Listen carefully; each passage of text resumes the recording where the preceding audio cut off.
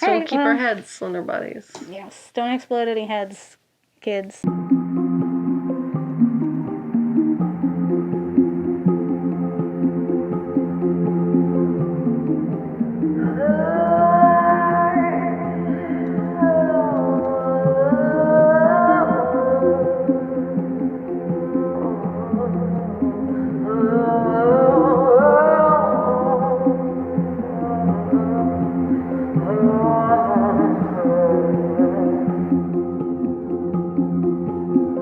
Hi, I'm Kat. And I'm Gabe. And we're the Ghouls Next Door. It's been a minute. A whole month. Yeah.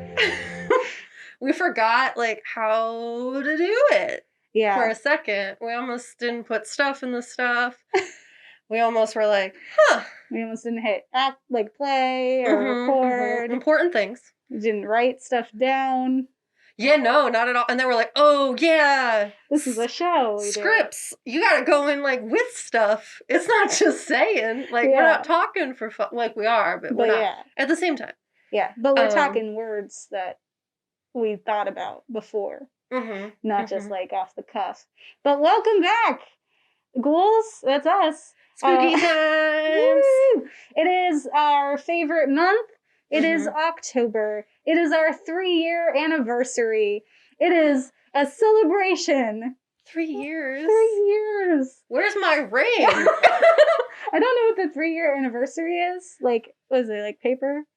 Maybe, because for a new girl, it was 10 anniversary for 10. Yeah. So I don't know. If you know, let us know. And we need to know how to celebrate, appropriately. Yeah. I don't want to be out here acting a fool. Not getting you paper if I'm supposed to get you paper. Exactly. Yeah. Well, so it's October. We took a month off, so I do hope you missed us. And if not, maybe you're just oh, cool, these ladies look into are back. our eyes. Don't they look refreshed? If you are watching, you probably see, and you probably can hear a little bit of some muffle happening on my end. We are wearing masks because we're responsible human beings. For safety. Yes. Our previous episode host, we were socially distanced. We were apart from each other, and so we didn't have to. The episodes before that, we had been quarantined together, so we knew we were safe. This time, we are not living together. We have been quarantined and social distance and check out, but safety first.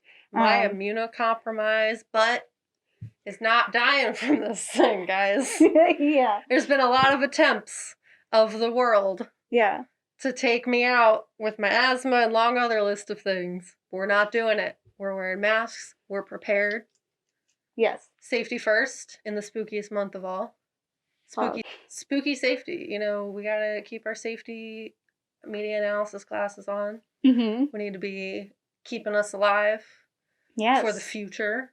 Yeah. So we can get to 4-year anniversary. Maybe we're on TV or something. I don't know.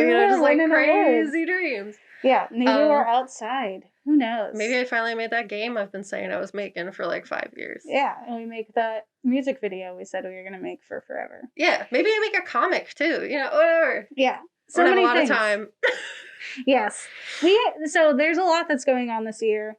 And you have, been listening to us and kind of seeing the ways that we've adapted and kind of reacted to what's going on in the world. We're actually recording this in September. So even though we're off, it's September, which is Suicide Prevention Month. Yeah. And so we are kicking off a new series, which is called The Kids Are All Right, where we're talking about youth on screen in either horror or spooky or stressful situations, and kind of how youth, puberty, being a kid when life gets really hard affects you. Specifically, we're going to be talking about the Netflix show, I Am Not Okay With This. That's what we're talking about today, which does feature a suicide off screen. It happened before the events of this show, but it is greatly affecting our protagonists in the story and what we'll discuss later. Also in the graphic novel of which it was adapted from, it severely impacts her in a very detrimental way. And so as the Ghouls, we want to make sure that there is support, that you might be in a place that is emotional and dark and you feel like there's no way out, but there is. And there is a way to get help. There is a support system. We are here for you. There are helplines and hotlines, so you can call the suicide prevention hotline here in America. I don't know what it is elsewhere, but the American one is 800-273-8255. So again, that's 800-273-8255. So if you're feeling like you need support and you feel hopeless, especially now when the world is very bleak and we can all kind of relate to that feeling, you are not alone. And it would do well for you to call and to work through this, because you are a treasured human being that the world needs in it, honestly. You can also text HELP, HELP, to 741-741. Again, that's text HELP, HELP, to 741-741. As a millennial, talking on the phone is stressful enough. And so if you're already in a dark place, maybe calling someone isn't great. Text HELP, all right? You owe it to yourself to kind of put in that extra effort, because it's going to get better. The other thing that we wanted to say as well is that there is a great podcast that are our friends over at the Victims and Villains podcast with Captain Nostalgia and Black Nerd Magic. We did an episode with them on District 9 if you're interested. But also they have amazing resources, and a part of their core goal is to inform people and make it, to talk about hope, and that there is a silver lining, there's something to reach for at the end of the day. And so if you're interested in talking about film and hearing about that, but also getting support, Victims and Villains podcast. Yeah. And I will say, as someone who works with kids and middle schoolers and high schoolers in general, we really need to destigmatize the whole, people can have suicidal thoughts and not have a plan for enacting their suicide. So it's very normal to have suicidal thoughts or like suicidal idealizations. But if you have a plan, that's very different. So people should ask people who seem like they might be in a very dark place. If you do not just ask outright, kind of like, are you having suicidal thoughts? That can like make or break a situation, because they want to be, like, as someone who has had those kinds of thoughts, you want to be asked. And not because you have a plan, because you want someone to notice that you're not okay.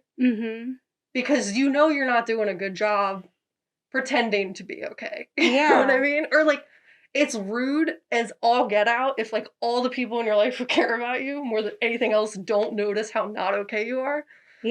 So it's like, it's very real. So if you notice, you should like see something, say something kind of end, where it's like, if you notice someone in your life is like really clearly not cool, you're not like, ask them if they, one, are having suicidal thoughts, or if they have a plan. If they say yes, you ask if they have a plan, because if they don't have a plan, there's still a lot of time for help and all of that. And if they have a plan, then they know that there's someone who can kind of like step in a place where they're not okay enough to step in for themselves. So yeah, absolutely. Like, if you're it is hard to ask for help a lot of the times, and we often do it in these roundabout ways, with like giving away our things, or retreating from things, or like putting up this front of like, everything's okay when it shouldn't be, which is things that we find in this show too. Like, she's very honest with her feelings, and people do like try to help in the ways that they know how, but she's also like not asking, or like not allowing the people who care the most about her to help as well. So there's like all these different levels to it. And so we just want to make sure that that the ghouls here really care about you and your well-being and the people that you love and who are around you. And so there will be light at the end. Like, we'll have something good. You just gotta survive long enough to see it. And we've gone through some stuff ourselves, and so can speak from some of the experiences, which is why this show was a pleasant surprise. There's a lot of elements to it that I was expecting and then not expecting. I think there's a lot of themes and things that I think people will find very interesting. I think it's a great show. It's very quick. It's refreshing. It's not overbearing. It's charming. Mm-hmm. It had a lot of, as you said, like surprises. Like it was very layered, and like it was covering not only the like experience of dealing with like a parent who had committed suicide, but also like what it is to be a teenager, what it is to grapple with your sexuality and try to figure out who you are, what it is to not have supportive adults kind of in your life until like the space presents itself to allow for that, I guess. Like it just kind of like the grieving process and how like the loss of a loved one specifically by suicide impacts everybody, and like kind of the roles that everyone kind of feels like they have to put on. So like I guess, should we do the overview of what it is? Yeah.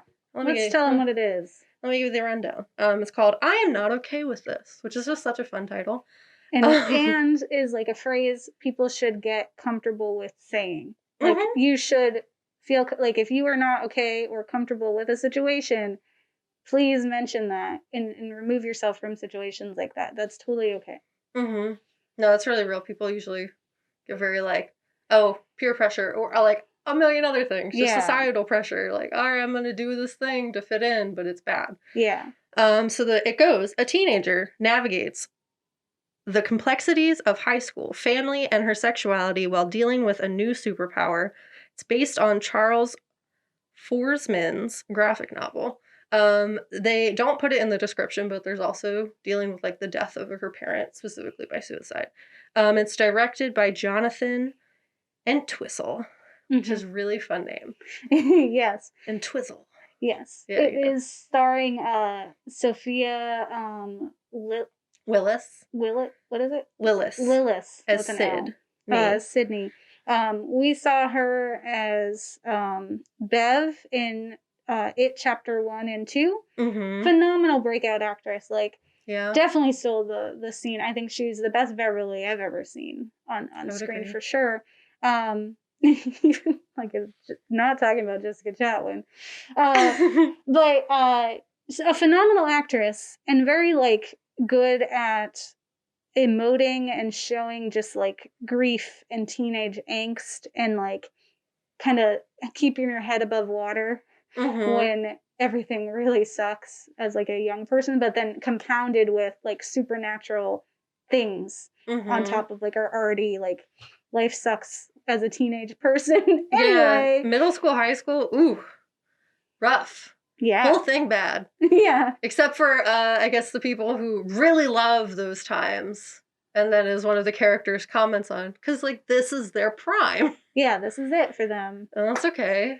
Yeah. It's just different. And I mean, I think there's, you end up having more, but it's just not the more that I feel like their 50s are good, too.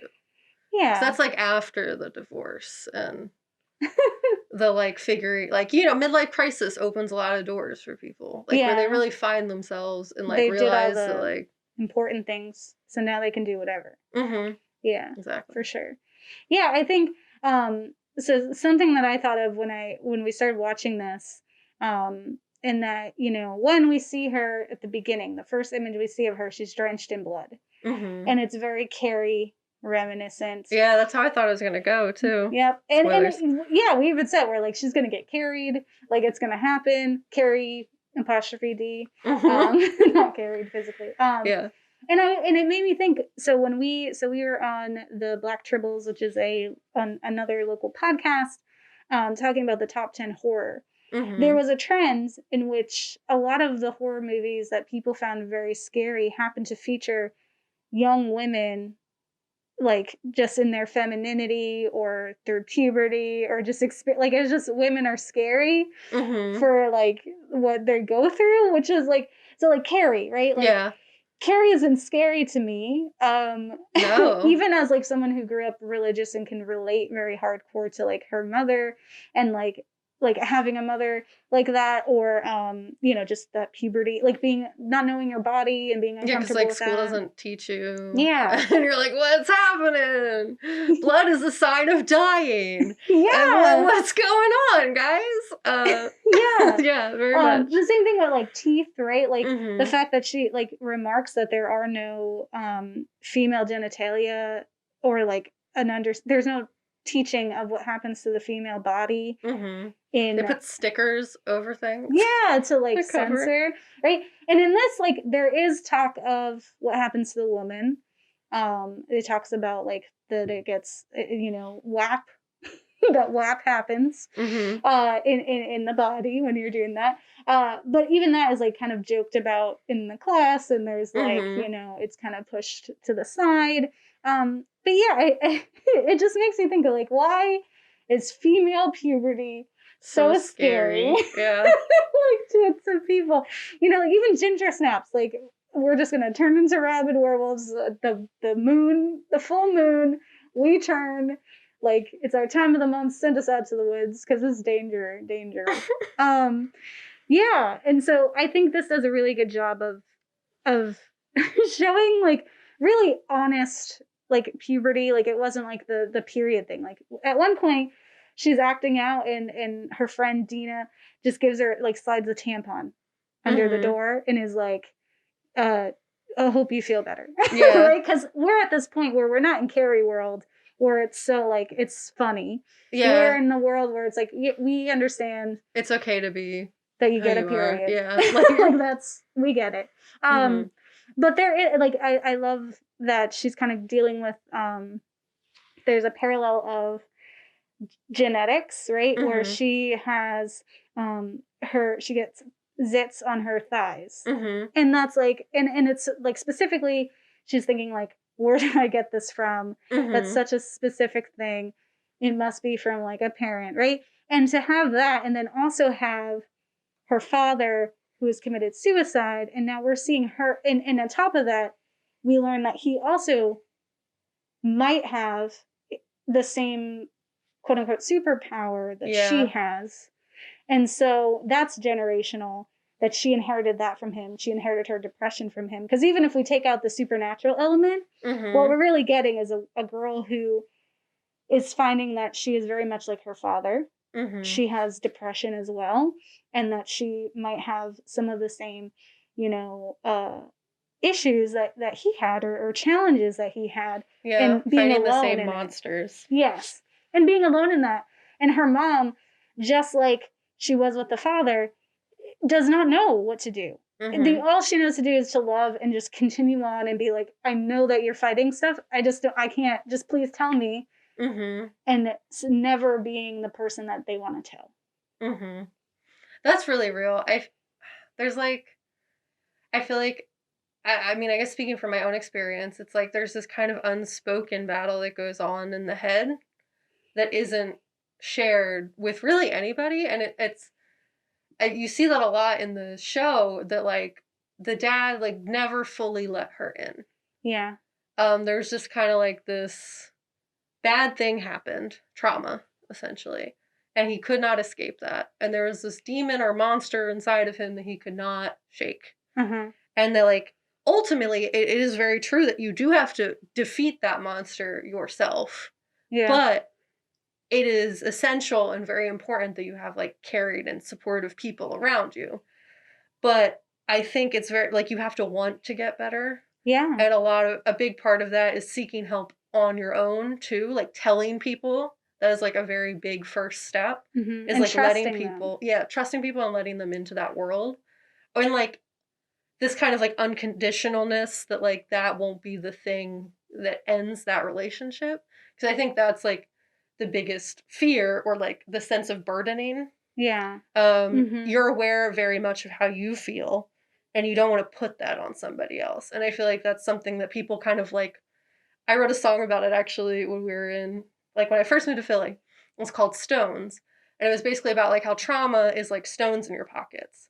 And when water is rising, you know what happens when you have stones in your pockets, you can't swim to the surface. So you don't want other people to also have stones in their pockets when you're carrying the stones. You feel like you can carry that yourself. Yeah. So why would I burden anybody with that? Yeah. You know what I mean? Like, why would I take these stones and give them to other people because they're heavy and I know that they hurt and I know that they suck, and why would I want anyone else to feel that way? So it's like, in terms of like getting to that point, it kind of seemed like that's where he was. He was not in the giving stones, we're a team, let's carry this situation together. I know you're going to be with me at the end, like in the light at the end of the tunnel or whatever. Yeah. He did not allow her to help carry the stones, I guess, is kind of how I saw it. And I think specifically, like, when dealing with suicide, especially in this case, there was not note. Yeah. There was no note. There was no, like, explanation, which is something that is definitely, I've personally experienced that because when my stepdad killed himself, he did not leave a note.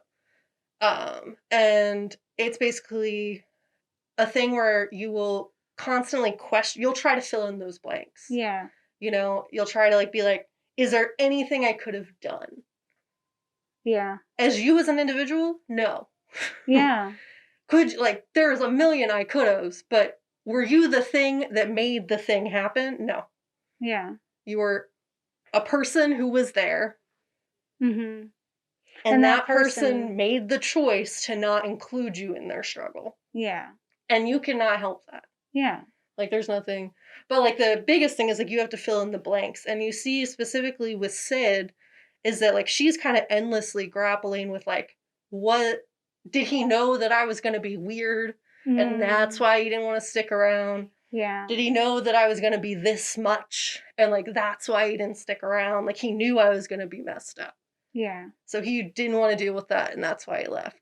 Or it's like, or he didn't trust me enough. Like, like, he was so nice and all of that, and I thought he loved me, but not enough to tell me what's going on. Mm-hmm. That's a part of it. So there's, like, there's a lot of filling in the blanks that happen because you're just trying to rationalize how especially if you've never had those thoughts before and you don't relate in that way, that it's like you're trying to rationalize how someone could even get there. Yeah.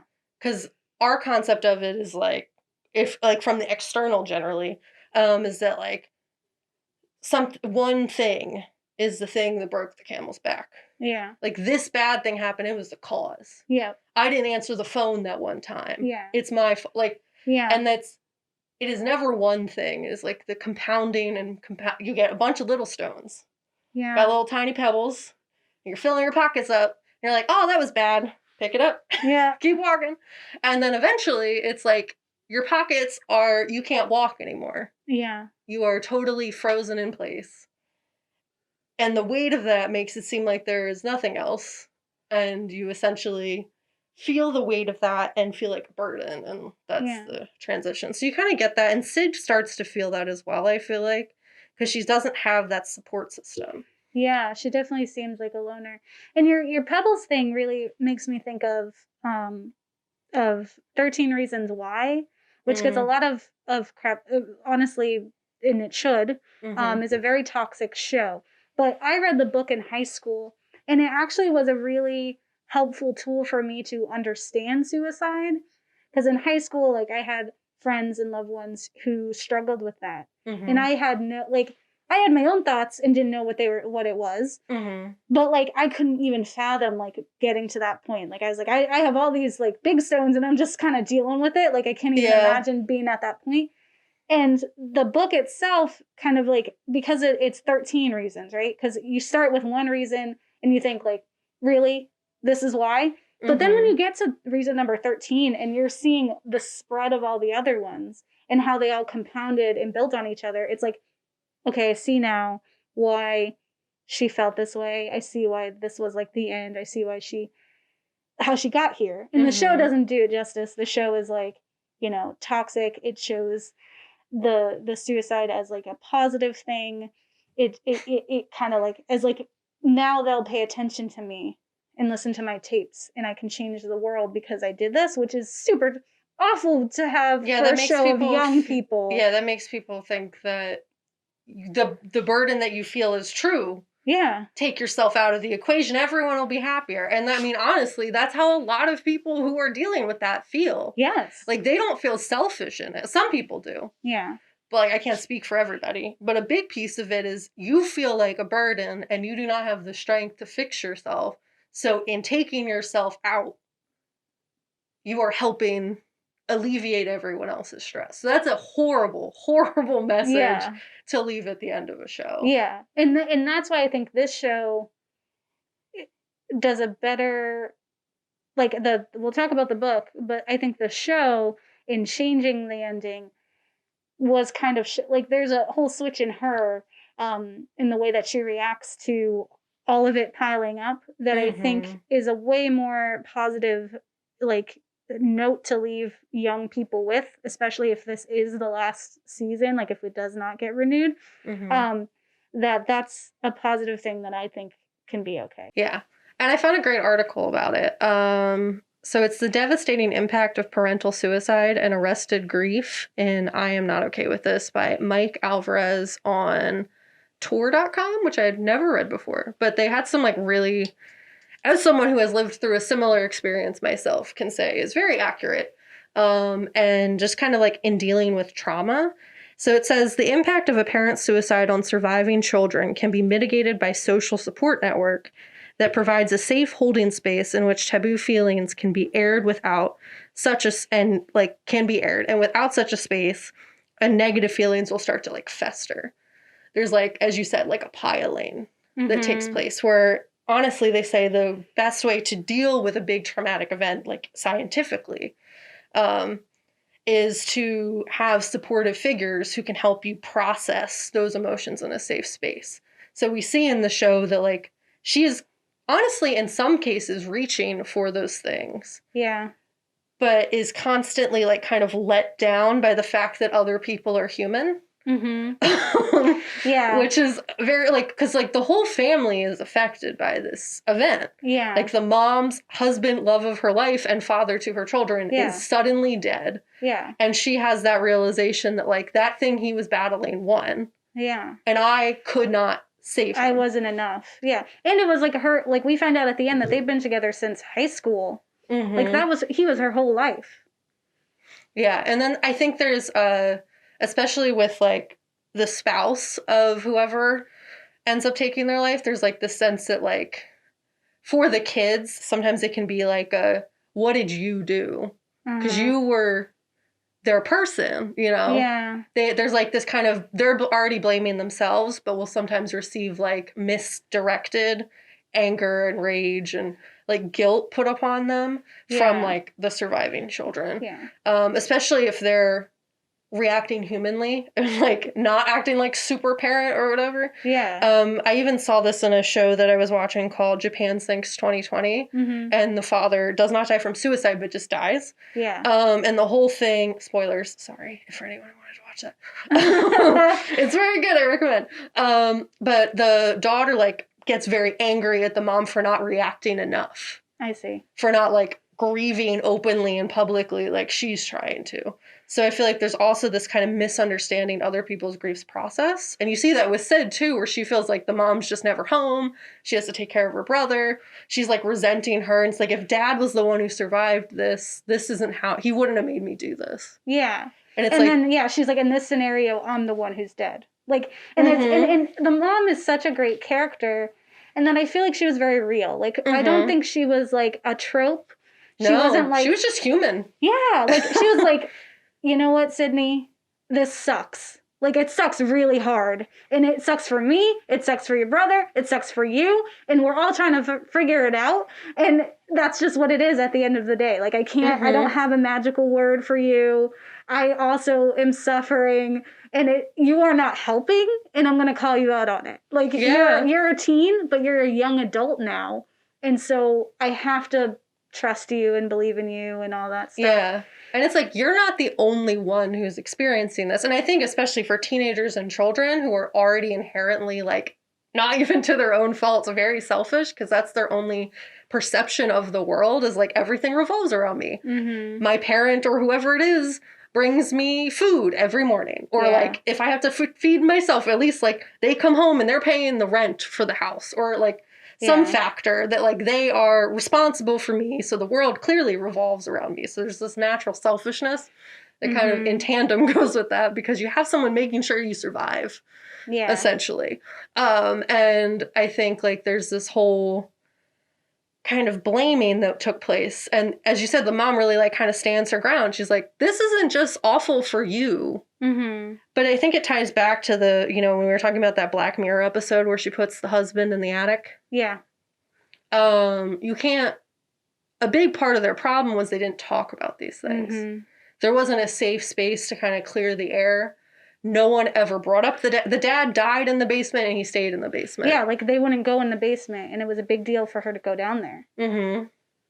And honestly, I feel like that's also very real, like socioeconomically, when you cannot leave the space the trauma took place in, and you have to go home to it every single day. Yeah. That impacts way different than like something awful happened, now you move. Yeah. It's like if you think of any like ghost movie, essentially, where it's like, you spent your whole life savings on this house, and then you find out it's haunted, and all this awful stuff happens. You can't like, not everybody can just sell the house, guys. Yeah, I can't just pack up and leave. Like, that's not the answer. Yeah. Yeah. So you have like this not talking about it. You have kind of the rage that, because they didn't go away. So like the pain of that just kind of, as the article says, festers. Yeah. And you kind of see that the rage is what fuels her powers and fuels like kind of every negative interaction she has with every human that exists around her. Well, there's two things I wanted to bring up. One, there's, when we were watching it, you brought up like, you know, how you were like, I'm thankful that I didn't have, like, that you didn't have these powers when you were going through that stuff. Because especially at that age, I would have wrecked some stuff. I would not be here today. I know that much, because I would be somewhere where they make you not do stuff anymore. Yeah. I don't know. I would have done some dark things, because I was in a really dark place. Yeah, and especially when you're that age, everything is felt exponentially, right? Like it just continues to grow. It's at the height of any feeling you could ever have, whether that's love or pain, grief or happiness. Like all of that is like to the nth degree of what you can feel as a human being. Like you're chasing that high for the rest of your life if you had it. Or it's like if you experience trauma, that's such a big age for that. And so she really is like, I think it's great that she is this flawed heroine, right? Like, and that she confronts that. Like she's a dick. She sucks. Yeah. But she's just human. Going through a lot. Yeah. And like, I think she like kind of gives herself that room, and is acknowledging it, but also like only to the degree that like a young person can. Like towards the end, she like admits, she's like, I have been a bad friend. I did wrong. Like I'm in the wrong in that. I have been a bad big sister, because I like let my pain and my experiences overshadow what my brother was going through, and not help, like seeing him as a burden instead of seeing like I should step up. And like her little brother was great too. Yeah. He was stepping up way more than, and he was young. He tried to cook and all that. Yeah. Yeah. He was he's such a good character. Everyone processes it differently. It's really... And he's also so young that he didn't have those same connections that Sydney had. And so like that was, I think, a really beautiful portrayal in like her rage and just being human. But at the beginning of this, it really made me think of another graphic novel turned film, which is called I Killed Giants. And it's about a young girl who essentially kills giants. She kills like trolls, and like she goes on these adventures, and she has like a sword that's named after a baseball player. And what you find is like she has all these things, and she has a friend who's trying to like get to know her, and like it's her first friend, and she's fighting this big monster. And what we find, spoilers for this beautiful thing, I highly recommend, definitely read it, definitely even watching it, it's pretty great as a film too, is that at the end of the day, it's really like the giant is the supernatural things that we've been seeing is a representation of the fact that her mother has cancer and is dying. And so like you see her house and it's like haunted. She'll avoid this room. Like she runs, like she sleeps in the basement or downstairs in her little fort. And you think it's just because she's a quirky kid. It's because she can't go up to her room because her mom's in the other room dying. And so she thinks like, I have failed as like a young person and can't fight the monster that got my mom. And so for me, what I see is like we have this supernatural manifestation of our grief. And, like, she's fighting the entire time, like, that didn't just happen. Like, I'm thinking into this. There's no way that I caused that thing to happen. Yeah. Oh, it keeps happening. And it's definitely because I'm emotional and angry. Like, on top of the fact that, like, my dad died. I have feelings for my best friend that are not natural. Like, you know, going in that, like, why don't I feel connected to Stanley? He is great. I love him as a human, but I do not love him that way. Why not? Yeah, like processing her sexuality that, I mean, it's 2020, so it's not as perceived as not normal, but I guess depending on where you are in the country/world. Yeah. Because there are definitely places that are still very not accepting of different sexualities. Yeah, and she definitely is like that's clearly not the issue. It's more of like, I'm in love with this person and I don't know if she would be in love with me because heretofore she has been with men and she likes them, right? And so, like, you know, putting yourself out there and being like, it's not as friends and I kissed you and it's not because I was drunk and it's silly and girls experiment. It's because, like, I'm infatuated with you. You're the love of my life. And then later we're kind of getting that because, and I think, like, Dina's reaction to that was really quite great in that, you know, she was like, whoa, like, hold on. And it wasn't like, oh, get away from me, disgusting. Yeah. It was like, hold on, no, we need to talk about this. Like I care about you. Yeah. I was not expecting such, if I would want to be expecting of it if it was going to happen. Yeah. Can we talk about what just happened? Yeah, or if this means more to you than that, than just being drunk girls, I want you to tell me that. Because as your friend, I need to know that so we can actually talk and work this through and move forward. Yeah. You cannot bury this. And she's just like, no, it's fine. And, like, runs away. But she very much was like, Dina was like, hold on. Yeah. I don't think you're awful. I don't want you out of my life. I just want to know what's going on here. Yeah. Like, what motivated? Yeah. Is this a thing? Is fetch happening? Yes. And should I, like, how should I be reacting to this? And it's only fair that you tell me so I can react appropriately. And, like, yeah, I think that was really nice to see as for a friend and not to have that generic, like, ugh, get away from me. How could you do that? And I do wish we had more of Dina because I think there's a lot going on with Dina, too. And she's very much like, I'm your best friend. You're supposed to be telling me all these things. And you have not been telling me things. And I can't help you now. Like, you're being a bad friend. That's so, I mean, it's really real, though, because it's, you kind of need that voice that's like, I understand you're not just telling anybody about this. I need you to tell me about it. Like, if you consider us, like, you need someone to shake you and be like, what's wrong? Yeah. Because I mean, I can't speak for everybody else, but I know specifically in, like, my own family, my mom has said that to me, where, like, at times where she hasn't been okay, she's like, why didn't anyone shake me and acknowledge how not okay I was? And I was like, well, one, I was a child, but two, other people, I don't know. Yeah. They probably were just enabling, and because people do that, because they don't know what else to do. People don't know how to be honest with each other. I've enabled in my life as well. Yeah. But it's, like, very real that you, like, kind of need that kind of world-shattering voice to kind of wake you up to that you're seen. I think that's, like, a big piece where it's like, if someone is really close to you, that they are acknowledging that they see that something's not right. Yeah. And it is not their job to fix it, but it is the person who's experienced its job to be a good friend and, like, allow someone to help them. Yeah. To trust someone. Because that comes up in Woke that you told me to watch, where the girlfriend, like, he's like, you wouldn't understand anyway. And so she's like, so you just didn't tell me and, like, give me, like, the opportunity to even let you down. Like, you didn't even give me the option. And I think that's what this is, right? Is she's like, you just assumed that my friendship would end there.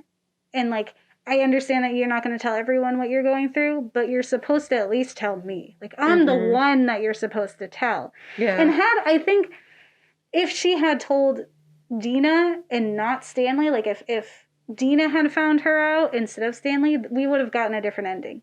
Because there would have been a different kind of approach to it than Stanley was, because Stanley was the go-to, like, I'm the nerd. We're just going to find this is your origin story. Yeah. Like, this is kind of the game. I read comic books. Yeah, and that's fine. And the actor Stanley is also the Stanley in It Chapter 1, which is cute. And he's a great character. Like, he's also going through a lot. Oh, yeah. And I guess it also kind of goes back to, like, not being very aware you're not the only one going through the end of the world for yourself. Yeah. Like, other people are experiencing things just as bad, if not worse. So that's not, like, as an attempt to belittle your... both are valid. Yes. But both need to be acknowledged. Like, you can't just be you're like... You're not alone. My life! Yeah. Awful! And be like, no one else knows what I experienced. No one else is sad. It's like, that's not true. So many people are sad always. Yeah, a lot of us are sad right now. Yeah. Most of us are sad. Yeah. And like, they don't know the cause, and they blame the cause on things that aren't the cause. And the world just needs to all just go to therapy, everybody. Yeah. I don't know who the therapist will be if everybody's going. Maybe we just buddy up. Yeah, we just all together. We buddy up. Take some classes. Group therapy. That's true. I also feel like it seemed like Dina was like the... unfortunately, like, least developed friend character. And I don't know if it just goes back to that, like, POC trope. Yeah. Where you have, like... Are you okay? Yeah. Mm-hmm. Which sucks. Yeah. If that's what it is. I think... But they were a great character. Yeah. And, like, were pivotal. In the things. Yeah. We all know your word's good. Mm-hmm. Yeah, I think, like, there are things that I liked... There are some twists with Dina where we stepped away from some cliches that I really enjoyed. Like the fact that she is the cheerleader and or not cheerleader, but she's like the popular girl. She wasn't a cheerleader, but she still had pep, right? And like, and the whole beginning was essentially like the same kind of beginning that we get in Jennifer's Body, where I forget her name. Amanda Seyfried's character. Yes. I forget her name. But where she's like, I don't know why this beautiful girl who's like super peppy and everyone loves her and she's got boobs, why she's friends with me, the dopey sidekick. Yeah. Right? And we get that. And it could have been so easy to just dismiss Dina as an airhead who like just is like careless in what she's talking about. And then eventually we'll like leave leave Sid because she's too good for her, or that she thinks that, right? Like, this is that's her not what, it wasn't just sandbox friends. Yeah. It was like genuine, we're friends. Like, stop acting like I'm gonna do that. Yeah. Give me the chance to figure out what's going on. I used to know everything about you. Yeah. Let me know stuff. Yeah, like this, like if Jennifer's Body was made with these characters, one, I believe they're in high school. They're the appropriate age. But also, like, when they had their kiss, that felt real. That felt honest, and that felt like something that would really happen, whereas in Jennifer's Body, that's a big no-no, right? But there's also, like, this element of, like, the supernatural and how it's kind of showing itself that I really do feel like Dina would have been accepting of. I think her... like when they ask her to seduce the janitor, and then he's like, "You don't need to do this. One, I'm gay. Two, please do better for yourself. Like, don't do this. Come on, hon." Right? And that was cute. But like the fact that she's like, "Yeah, all right, I'm gonna go along with this," or "Yeah, I'm gonna follow you here. Yeah, I'm gonna put makeup on you," but like in a like to the degree of your like happiness. Yeah. Like never putting you out of your comfort zone. She was just like a real friend the whole time. Yeah. Even at the end, like, let's go to the dance. I know we have to have pep. And then like being very honest at the end too. Like, we never talked about this, but we need to talk about this. Because like, I don't know. Like, we didn't figure it out yet. Yeah. And I really loved that. So there's parts of her character that I loved. I loved her genuine like relationship with Brad or whatever, Chad. Brad is his real name. Richard is his fake name. Oh, I thought, okay. Brad is his real name. I'm going to just call him Brad. I love the scene where Sid finds out that he cheated on her. And he's like, "Don't tell." And then she comes in. And then she's like, "Sid?" She opens her mouth and takes a big breath. And then it cuts to the reaction. Yeah. So it's like, we didn't need to see her telling him. We just heard that. And I was like, that was really great. Well done. Very great cinematography and like choice of quick edits. Because it was just like, she like runs. That was so good. And I just think like her reaction to like all the hot guys now who are like trying to hit on her, and she's like, no, I'm done with dudes. Like, she was such a good I loved her, and I would love to see more of her. And if we did in the future get a second season, I would want to see more than her. Yeah, more of her backstory too. Yeah, because I'm sure she's going through stuff. How she become such a great human? Yeah. What's the scoop there? Yeah. And the fact like she wasn't a like cheerleader or like super like, but still got with the guy from the football team, and like just like how she's like really cool. Yeah. Just always, and like how. What's why? Yeah. We never saw her family. Yeah. You know what I mean? Like, it would just be really cool to like get more of a history. And there's not a lot of POC. The one other POC is Brad's friend, and he's literally he doesn't get a name, and in the subtitles it just said like Brad's friend or whatever his name is. God. Rich's friend.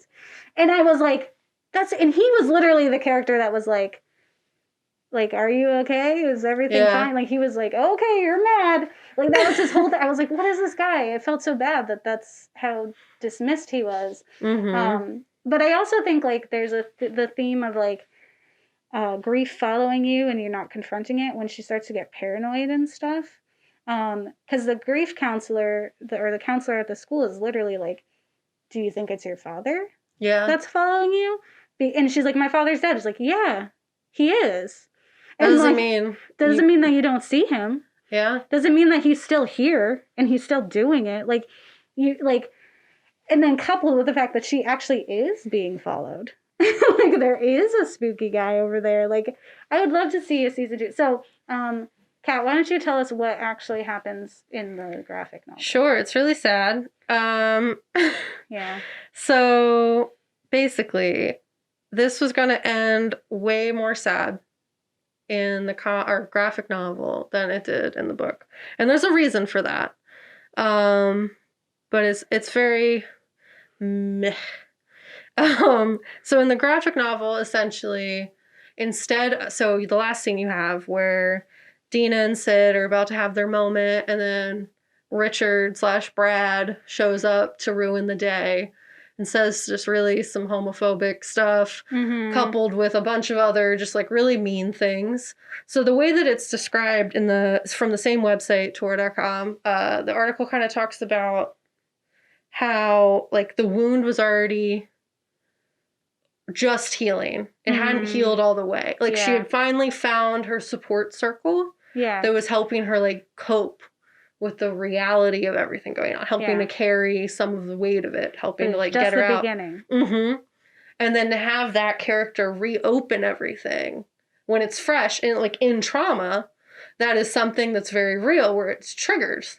Yeah. You know, you don't fully. And when you have a power such as exploding things, that's very uncontrollable. So in the graphic novel, and while he's like berating her, essentially, instead of like in the show where she blows up his head, she blows up her own. So, and that's because about 50% of people who are children of people who've killed themselves eventually either attempt to or succumb to the same end result. So there's kind of like this cycle that takes place where it's like, if you had a parent who committed suicide, that you are now 50% more likely to do so yourself. And there's not like a timetable. Yeah. It's just like in your existence. So in the graphic novel, it ends kind of like, and it makes sense because it's like a kind of like a tribute to the fact that is a very real statistic that does happen. Yeah. But I guess in the Netflix version, you have a little more hope. Yeah. In that, yes, she did murder somebody. That's bad. Yeah. But how are we going to explain that she did it as well, you know? Yeah, I think it's more so similar to the dad is battling the guilt of exploding everyone he was friends with in war. Yeah. She's going to have to live with the fact that she blew up Brad's head. Yeah. The problematic white dude who was really mean to everybody. And maybe had problems too. Yeah. I mean, I feel like he had to have had problems too. He definitely did, yeah. Toxic masculinity or something. Oh, yeah, 100%. Fear, failure, all this and the above. But essentially, yeah, in the graphic novel, it ended a lot more dark because it's kind of just like acknowledge that that's a thing that does happen. And luckily, I do like I know that it's not getting a second season as of right now, but at least in the Netflix one, it lands more on like a hopeful end. Yeah. Where you're like, because there's also another 50% that don't. Yeah, and, you know, as I would say, like, when you've experienced that, if you have that support system, even if, like, it comes to you later, like, so for me, it was when I moved to Philly and met you, Gabe, and my friend Will, and, like, a handful of other people, like, that was when I finally started to feel like, oh, cool, I could live more. Yeah. I could be here for longer. At least not on purpose. Like, you know. Yeah. I won't go out on purpose. Yeah. Like, I was like, this is cool. Trust. Yeah. Trust, bro. But, like, yeah, it's very real. It's, like, essentially, if you're dealing with all of that, like, you're more likely to. But I feel like you're also more in tune to be empathetic with others. There's also a lot of, like, it's not positives. I won't say positives. But you're more, like, like, if you go through that in a teenage age, essentially, you have to self-reflect more than most other teenagers your age. You're very aware of yourself. Yeah. And whether that is forming a very negative self-image of yourself or just figuring who the heck you are. Yeah. Like, at the end of the line of it all, you are becoming a more emotionally conscious and empathetic person because you're more aware that one, life can suddenly not be anymore. The people around you should tell them how you feel. You should be telling people you love them while they're still here. Yeah. You should kind of like not leave, like, if you feel very strongly a certain way about stuff, you should not leave that like hidden. Yeah. Because the end result is walking into water with stones in your pockets. This is kind of like bad times for everybody. Yeah. So it's, I feel like it makes you more emotionally. Trauma does that in general. It makes you experience a lot of rage, stress, damage to yourself, but you kind of have a better glow up, I think, in my opinion. I'm not saying like everyone go experience some trauma to be better as people, but like maybe. Yeah.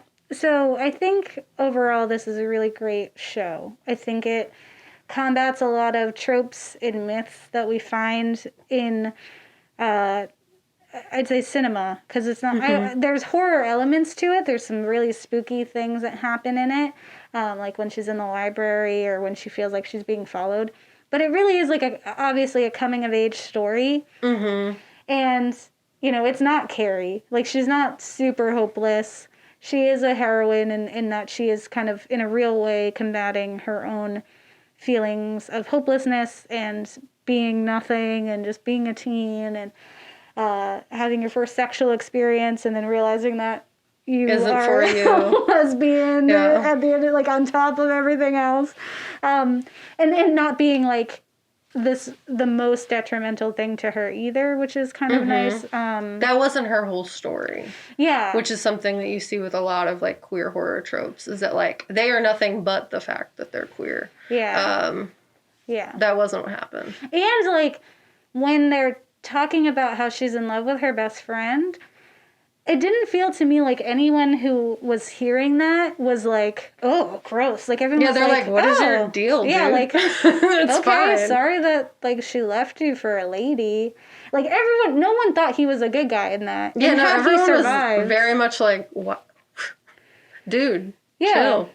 Like, it's not a big deal. We already know she's different. Like, it's fine. Yeah. Like, yeah, and like, she's just an angry kid whose dad died. Like, that's what her whole thing was. Yeah. Like, that was it's also like, why bully people when they experience something awful? Yeah. Why is that the move? Yeah. Well, that was that one girl who just liked to stir stuff up. So she just like, she's obviously going through stuff as well. So I think like those characters could be, like, if we got a second season, would be able to kind of build out from just like, I'm playing a part. Yeah, you see the cool like Stranger Things dynamic where you get like surface and then you get backstory. Yeah. down the line. Yeah, That's great. Yeah, I think that would be. I would like a second season, but unfortunately, right now, as far as we know, Rona. It was canceled because of Rona and may or may not come back. But we're glad to be back. We're renewed for another season of the Ghouls. Because we're the deciders of such. Yeah, we make our own stuff. So this month is, again, the kids are all right. So make sure you tune in. Next week we're talking about the chosen one trope with teen girls in some one of the most problematic chosen ones I can think of for a lot of reasons. But if you like what you're hearing, please like and subscribe. Leave us a comment on iTunes. But also, if you haven't and you're not watching, check out our YouTube where we have the visuals of us. You can kind of see sometimes we dress up. We're a little bit dressed up. The show is very casual. It's just teens at high school. Being their teeny selves. Yeah. I have bangs because Dina or Sophia, the actress, has renewed my love of curly bangs. She just rocks it. She does a way better job. But if you're there, please subscribe and like and comment. We love getting comments on the bottom of our videos because we will respond. We will talk to you. Send us an email. How you feel, man. Tell us your stuff. Be like, ghouls are great, or ghouls, you suck. Whatever. Yeah, we want to know. Yeah, like if you're like, oh, I want to know why, though, if you don't like us. Yes, yeah. Constructive criticism. Yeah, we need closure. If you're like, oh, you forgot this part, or please mention this, or like, in the future, do an episode on X, Y, and Z. We love to hear that. Send us an email at theGhoulsNextDoor@gmail.com, or check out our website, theGhoulsNextDoor.com. Yeah. All the words. Don't get married. They'll eat your kids. And they'll be fine. That's fine. Yeah, don't get married or they'll die and then your kids explode their head or somebody else's head. No, they're not gonna. It's gonna be. It's Netflix. We all Netflix. Hope. Netflix and chill. Yes. Yep. So we'll keep our heads on our bodies. Yes. Don't explode any heads, kids. All right. Bye. Bye.